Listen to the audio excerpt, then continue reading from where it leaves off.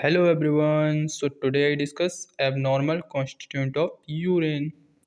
सो इस टॉपिक में हमें पता करना होता है कि ये जो डिफरेंट टाइप्स के कॉन्स्टिट्यूंट हैं like glucose, proteins, ketone bodies, wild salts, etc, इनके ज़रिए हम जो लैब्स होती हैं उनमें यूरिन का टेस्ट किस तरीके से परफॉर्म करते हैं, यूरिन का एनालिसिस किस तरीके से करते हैं, इस टॉपिक पे हमें स्टडी करनी होती है। सो इस चीज़ की स्टडी करने से पहले हम थोड़ा सा इंट्रोडक्शन ले लेते हैं कि आखिरकार हम इन चीज़ों का टेस्ट परफॉर्म क्यों करते हैं।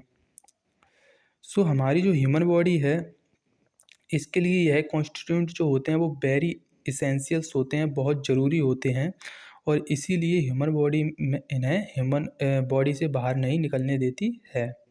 यह कॉन्स्टिट्यूंट ब्लड में प्रेजेंट होते हैं एवं ब्लड का किडनीज के द्वारा फिल्ट्रेशन होने पर किडनी के ट्यूबुल्स इन कॉन्स्टिट्यूंट को रीअब्जॉर्ब कर लेते हैं एवं अगेंस्ट सर्कुलेशन में भेज देते हैं। मतलब मैं देखो आपको थोड़ा डीपली समझाने की कोशिश करता हूँ। देखो जब हमारी किडनीज होती हैं उनमें ब्लड का जब फिल्ट्रेशन होता है तो सबसे पहली प्रोसेस क्या होती है, ग्लोमेरुलर फिल्ट्रेशन, यानी कि इस ब्लड में जितने भी अच्छे व बुरे सब्सटेंसेस होते हैं उनका फिल्ट्रेशन हो जाता है और इसके बाद ये ब्लड कहाँ पहुँचता है, वुमेन कैप्सूल्स में रीअब्जॉर्बेशन प्रोसेस के लिए।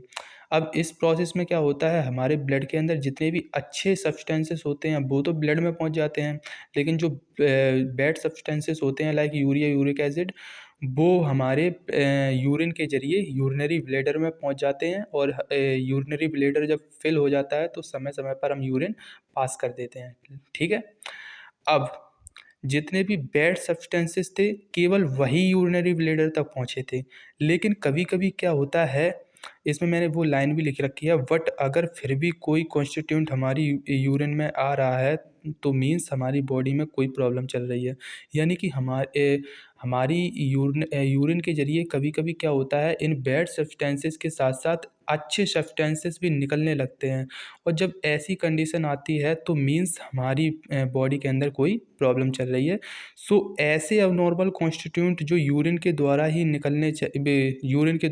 निकलने चाहिए बट निकल रहे हैं, तो हमें इनको डिटेक्ट करने के लिए यूरिन का टेस्ट परफॉर्म करना होता है। यूरिन के लिए हम केमिकल एग्जामिनेशन एनालिसिस करते हैं इस यूरिन का, और किस तरीके से करते हैं वो अलग अलग टेस्ट होते हैं। जैसे कि ग्लूकोज से अलग टेस्ट किया जाता है, कीटोन बॉडीज से अलग टेस्ट किया जाता है। डिफरेंट टाइप्स के जो कॉन्स्टिट्यूंट होता है उससे डिफरेंट टाइप्स की डिसीज़ को डिटेक्ट किया जाता है। ओके। अब फर्स्ट में बात कर लेता हूँ ग्लूकोज।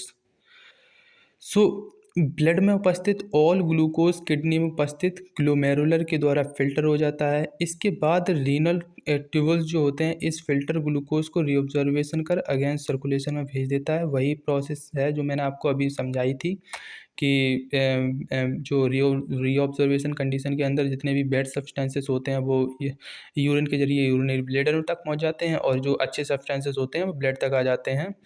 लेकिन जब ग्लूकोज का जो होता है वो क्या करते हैं, परीक्षण करते हैं, एनालिसिस करते हैं, तो हमारे यूरिन के ज़रिए ग्लूकोज यानी कि जो अच्छा सब्सटेंस है वो यूरिन के ज़रिए निकलने लगता है और इस कंडीशन में हमें जो है वो ग्लूकोज का एनालिसिस करना होता है, टेस्ट करना होता है। ओके।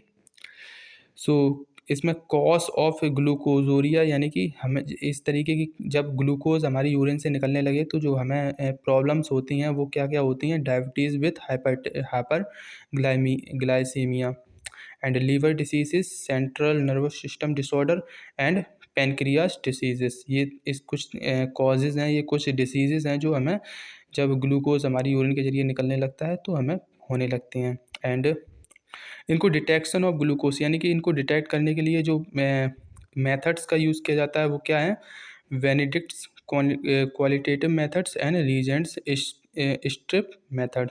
ये दो मेथड हैं जिनके ज़रिए हम ग्लूकोज का टेस्ट परफॉर्म करते हैं लैब्स के अंदर एंड पता करते हैं कि हमारी जो यूरिन है उसमें ग्लूकोज किस मात्रा में निकल रहा है।